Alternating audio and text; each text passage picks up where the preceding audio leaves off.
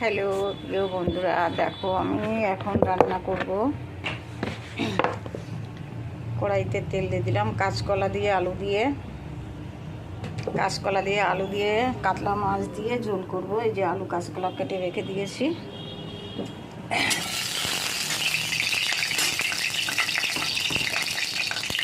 এদিকে ভাত হচ্ছে, এদিকে ভাত, আর এদিকে আলু উচ্ছে ভাজা, আর এই লাউ দিয়ে ডাল হচ্ছে।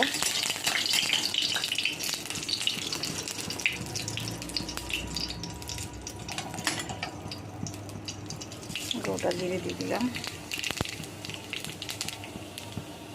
জিরে পুড়ে গেছে। এবার দিয়ে দিলাম, সব একসাথে কষে নেব। আলু কাঁচকলা দিয়ে দিলাম, আলু আর কাঁচকলাটা হলুদের মধ্যে ভিজিয়ে রেখে দিয়েছিলাম। দেখো, কাঁচকলার মধ্যে তো আদা খাওয়া যায় না, আদা ছাড়াই রান্না হবে। পাতলা ঝোল করবো, একটুখানি জিরে গুঁড়ো দেবো, আর এই যে দুটো পাকা লঙ্কা দেবো।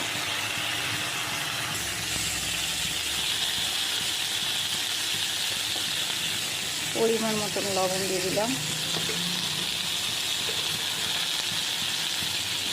পরিমাণ মতন হলুদ দিয়ে দিলাম,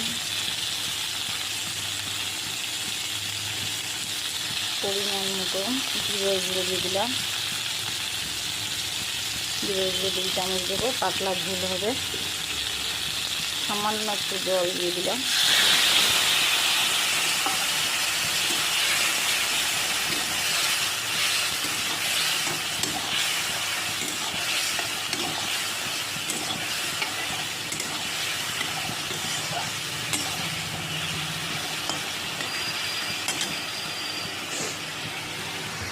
রান্নার পরে এই ধনে পাতাটা দিয়ে দেবো, ব্যাস। আমার মনে হয় ভাতও হয়ে গেছে, ওদিকে ভাতও নামাতে হবে। ভাতটা হয়ে গেছে।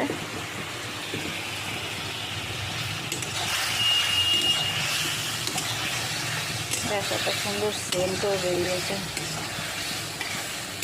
কাঁচকলা দিয়ে কাতলা মাছ দিয়ে পাতলা ঝোল করলে ভালোই লাগে খেতে, একদম পাতলা ঝোল হবে গরমের সময়।